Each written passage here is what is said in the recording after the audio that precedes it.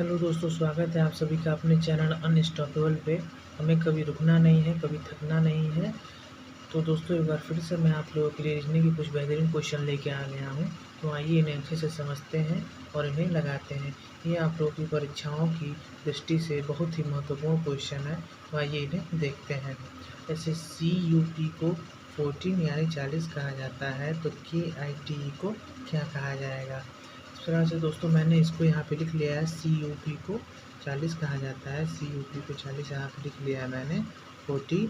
और C का code भाषा में 3 कहते हैं। U को 21 कहते हैं। U को 21 कहते हैं तथा P को 16 कहते हैं।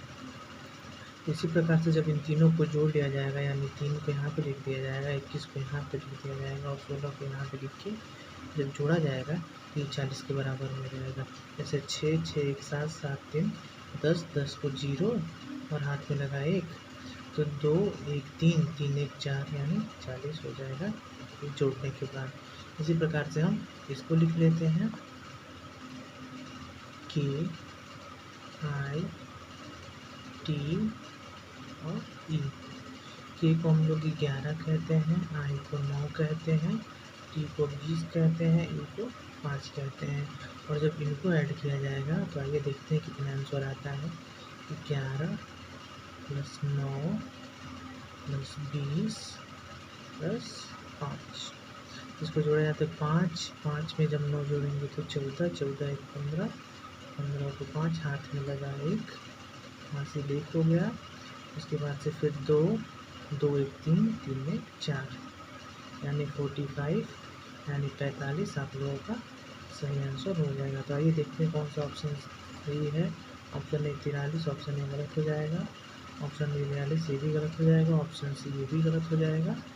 ऑप्शन डी यानी 45 एकदम करेक्ट आंसर हो जाएगा। दोस्तों, ये सवाल है बी के उल्टे क्रम में यानी अपोजिट में क्या आएगा। दोस्तों, मैंने आप लोगों को बताया है कि यदि किसी भी संख्या का अपोजिट निकालना हो तो उसे 27 में से यानी 27 में से घटा देते हैं। तो बी का जो कोड होता है वो 2 होता है। बी को कोड में हम लोग 2 कहते हैं। तो जब मैंने आप लोगों को बताया था कि 27 में से जो भी संख्या हो उसे घटा दीजिए तो उसका अपोजिट पता चलेगा। तो यदि हम लोग 27 में से जब 2 को घटाएंगे तो 25 हो जाएगा। 25 यानी y। 25 को हम लोग y कहते हैं, यानी कि जो b है b का अपोजिट y हो जाएगा, यानी ऑप्शन नंबर भी आपका एकदम सही हो जाएगा।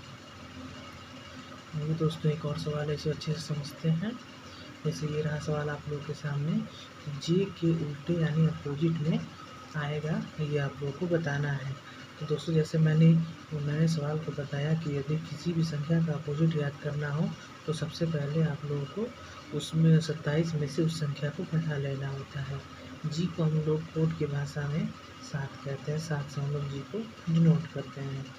तो हम लोग 27 में से जब 7 को माइनस करेंगे तो 20 आ जाएगा। और 20 को हम लोग टी कहते हैं, यानी कि जो जी का अपोजिट है वो टी हो जाएगा, यानी ऑप्शन नंबर बी एकदम करेक्ट आंसर हो जाएगा। एकदम करेक्ट आंसर है। इसी प्रकार से एक और क्वेश्चन है, जैसे LAKE को OZPV कहते हैं। LAKE को OZPV कहते हैं, तो BACE को क्या कहेंगे? यदि LAKE का संबंध OZPV से है तो BAC का संबंध किससे होगा? तो सबसे पहले दोस्तों हम इसको लिख लेते हैं, LAKE और E।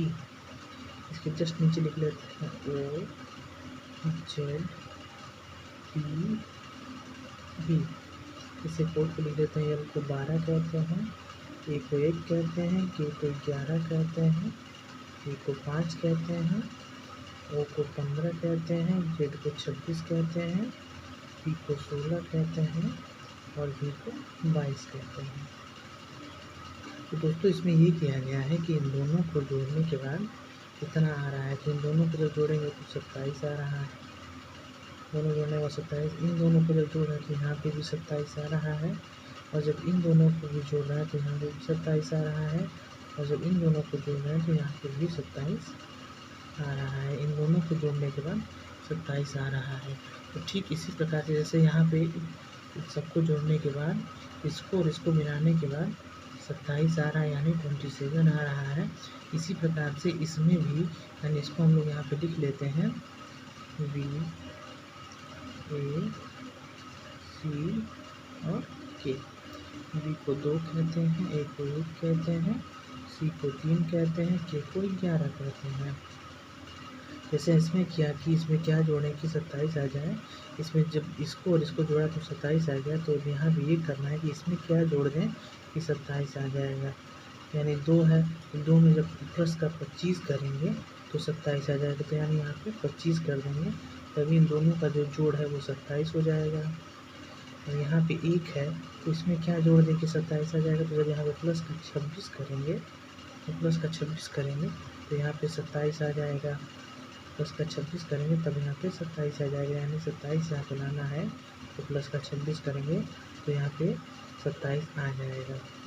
यहाँ पे हम लोग को 27 लाना है, तो यहाँ पे 26 में जब 1 जोड़ेंगे तो 27 आ जाएगा। इसी प्रकार से यहाँ 3 है, इसमें हम लोग क्या जोड़ दें कि 27 आ जाए। तो जब 3 है तो यहाँ पर हम लोग 24 को जोड़ देंगे तो 27 आ जाएगा। इसी प्रकार 11 है, तो 11 में क्या जोड़ दें कि 27 आ जाए। तो 11 में जब हम लोग जोड़ेंगे 11 या 18 जोड़ देंगे तो 27 आ जाएगा। यदि 11 में 18 जोड़ेंगे तो 27 आ जाएगा। हालांकि ये आप लोगों का आंसर हो गया। इसे हम लोग कोड भाषा में लिख देते हैं। 25 को y कहते हैं, 26 को z कहते हैं, 24 को x कहते हैं, और ये 18 नहीं होगा दोस्तों। जब 18 में जब 16 जोड़ेंगे तब 27 होगा, यानी कि 16 यानी कि P। तो YZXP आप लोग का आंसर हो जाएगा। YZXP ऑप्शन नंबर है आप लोग का एकदम करेक्ट आंसर हो जाएगा। दोस्तों मैं इस सवाल को एक बार फिर से आप लोगों को समझाने का प्रयास करता हूँ। यदि कोई दिक्कत हुई हो तो आप इसे एक बार फिर से देख लीजिए। जैसे यदि CUP को 40 कहा जाता है तो KITE को क्या कहा जाएगा। तो सबसे पहले हमने CUP को लिख लिया यहाँ पे इक्वल टू 40, और C का जो कोड होता है उसे 3 कहते हैं, U को 21 कहते हैं, P को 16 कहते हैं। इन तीनों को हम लोग जोड़ लेंगे। जैसे यहाँ पे हमने जोड़ रखा है 3 को, 21 को और 16 को। यहाँ पे जोड़ेंगे तो 6 1 7 3 10 10 को 0 हो जाएगा, 2 1 3 3 6 और 1 2। जैसे ये जब जोड़ दिया तो 6 6 1 7 7 3 10 को 0 हो गया।